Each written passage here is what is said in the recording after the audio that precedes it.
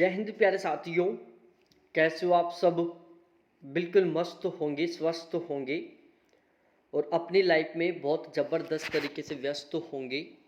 You Victor classes YouTube channel पर आप सभी का बहुत बहुत स्वागत है। आज का ये वीडियो आप सभी कैंडिडेट के लिए बहुत ज़्यादा महत्वपूर्ण होने वाला है। यदि आप NIA नेशनल इन्वेस्टिगेशन एजेंसी में ASI असिस्टेंट सब इंस्पेक्टर बनना चाहते हैं, क्योंकि आज के इस वीडियो में मैं बहुत ही डिटेल से बताने वाला हूं आपको कि यदि आप NIA में असिस्टेंट सब इंस्पेक्टर बन जाते हैं तो आपकी पहले महीने की सैलरी कितनी रहेगी। बहुत ज़्यादा मोटिवेट करने वाला ये वीडियो है और इसमें मैं आपको जो सैलरी स्लिप के बारे में बताने वाला हूँ एक तरीके से बिल्कुल ओरिजिनल सैलरी स्लिप है और इसमें जितने भी हम अलाउंसेज वगैरह को शामिल करेंगे बिल्कुल 100% रियल है। ये जो सैलरी स्लिप है एक ओरिजिनल सैलरी स्लिप के ऊपर आधारित है, इसलिए इसको ऊपर आप बिल्कुल अच्छे तरीके से विश्वास कर सकते हैं। तो अब हम अपने इस वीडियो की शुरुआत करते हैं। बाकी आप इस चैनल पर नए हो तो एक बार चैनल को सब्सक्राइब कर लेना, वीडियो को लाइक कर देना और चैनल को जरूर सब्सक्राइब करके बेल आइकन को जरूर दबाना, ताकि मेरा हर एक वीडियो आप तक आसानी से पहुंचता रहे और मेरा हर एक वीडियो आप देखकर मोटिवेट होते रहें। तो अब हम अपने इस वीडियो की शुरुआत करते हैं। देखो, सबसे पहले मैं यहाँ पर आपके साथ डिस्कस करने वाला हूँ कि यदि आप NIA में असिस्टेंट सब इंस्पेक्टर बनते हैं तो इसकी बेसिक जानकारी क्या है। देखो, ये 2800 ग्रेड पे की जॉब है, लेवल 5 में आती है, पे बैंड फर्स्ट रहता है। पे स्केल 5,200 रुपये से लेकर 20,200 रुपये तक होता है और इनका जो बेसिक पे 29,200 रुपये से लेकर 92,300 रुपये तक रहता है। ये बिल्कुल बेसिक जानकारी है असिस्टेंट सब इंस्पेक्टर के बारे में। और ध्यान रखना, जो सैलरी स्लिप है उसका सबसे मेन आधार भी यही है। आपकी जो सैलरी है वो इन्हीं के ऊपर डिपेंड करती है। तो अब हम शुरुआत करते हैं। जैसे आपकी ट्रेनिंग कंप्लीट होगी, ट्रेनिंग कंप्लीट करने के बाद में आपकी मूल रूप से सैलरी शुरू हो जाएगी, क्योंकि ट्रेनिंग के दौरान आपको बहुत सारे अलाउंस नहीं मिलते। जैसे आपको HRA नहीं मिलता, आपको ट्रांसपोर्टेशन अलाउंस नहीं मिलता, आपको राशन मनी अलाउंस नहीं मिलता, क्योंकि ये सारी सुविधाएं आपको ट्रेनिंग के दौरान वहीं पर प्रोवाइड करवाई जाती हैं। ट्रेनिंग के दौरान आपको जो सैलरी मिलती है उसमें एक तो आपका बेसिक पे रहता है और दूसरा आपका DA रहता है। इसके अलावा किसी तरीके का कोई अलाउंस शामिल नहीं होता। लेकिन जैसे आपकी ट्रेनिंग कंप्लीट होगी तो उसके तुरंत बाद आपको मूल रूप से सारी सैलरी मिलना शुरू हो जाएगी। तो जैसे ट्रेनिंग कंप्लीट होगी उसके बाद आपका जो पहले महीने का बेसिक पे वो रहने वाला है 29,200 रुपये। उसके बाद मिलेगा आपको DA, जिसको हम DNS अलाउंस बोलते हैं, महंगाई भत्ता बोलते हैं।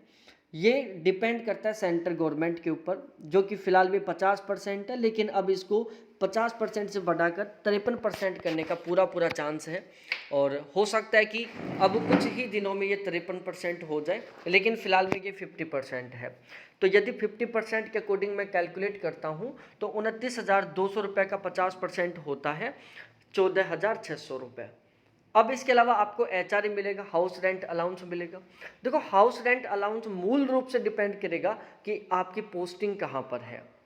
जिस सिटी में आपकी पोस्टिंग होगी उस सिटी के अकॉर्डिंग आपको HRA मिलेगा। HRA के मामले में सेंट्रल गवर्नमेंट ने पूरे भारत को 3 कैटेगरी में डिवाइड कर रखा है, X, Y और Z।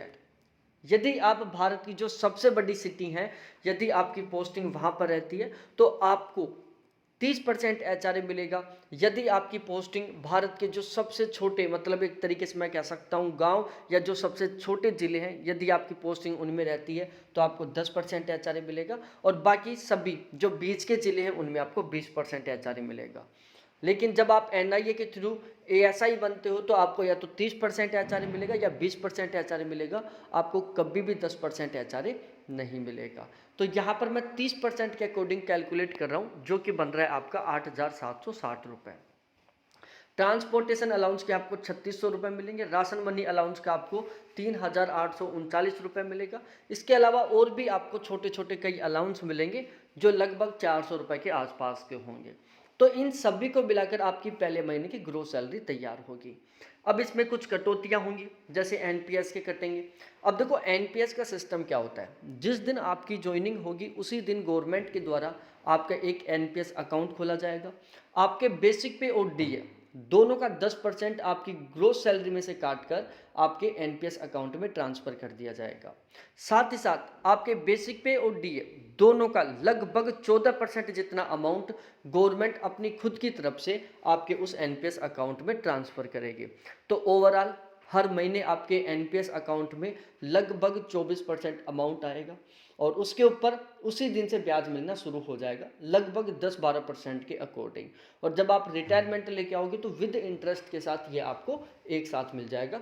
तो ये एक बहुत अच्छा खासा अमाउंट मिलता है और आपने खुद ने देखा होगा बहुत सारे लोग जब आपके पड़ोस में या आसपास में रिटायरमेंट लेकर आते हैं तो वो एक अच्छा खासा अमाउंट लेके आते हैं, कोई 50 लाख का, कोई 60 लाख का, कोई 80 लाख का, कोई 90 लाख का। तो ऐसे ही आप लेके आओगे। और इसके अलावा आपके CGEGIS के नाम से 120 रुपये कटेंगे। 120 रुपये के डिडक्शन से आपके और आपकी कंप्लीट फैमिली मेंबर को फ्री मेडिकल फैसिलिटी मिलेगी। टोटल कटौती हो जाएगी आपकी 4500 रुपये की। तो इस तरीके से आपकी जो पहले महीने की नेट सैलरी है सब कुछ काट पीट के आपके अकाउंट में ट्रांसफ़र होगी 55,899 रुपये, जो कि एक बहुत अच्छी खासी सैलरी है। सैलरी में टोटली कुल मिलाकर दो तरीके से इंक्रीजमेंट होते हैं। एक तो बेसिक पे जो कि आपका हर साल 3% के अकॉर्डिंग बढ़ेगा, दूसरा डीए जो कि साल में आपका 2 बार बढ़ेगा, एक बार जनवरी में बढ़ेगा और दूसरा आपका जो डीए वो जून और जुलाई में। एवरेज लगा कि चले तो ये साल में 5% से लेकर 8% के बीच में बढ़ता है। बाकी डिपेंड करता है गवर्नमेंट के ऊपर कि ये इसको कितना बढ़ाती है। तो सब कुछ आपको अच्छे तरीके से समझ में आ गया होगा। वीडियो आपको बहुत अच्छा लगा होगा तो प्लीज़ चैनल को सब्सक्राइब करें, वीडियो को लाइक करें, दोस्तों के साथ शेयर करें और हाँ बेल आइकन ज़रूर दबाएं ताकि मेरा हर एक वीडियो आप तक बिल्कुल आसानी से पहुंच सके। तो बहुत बहुत धन्यवाद सभी साथियों को देखने के लिए। Thanks, bye.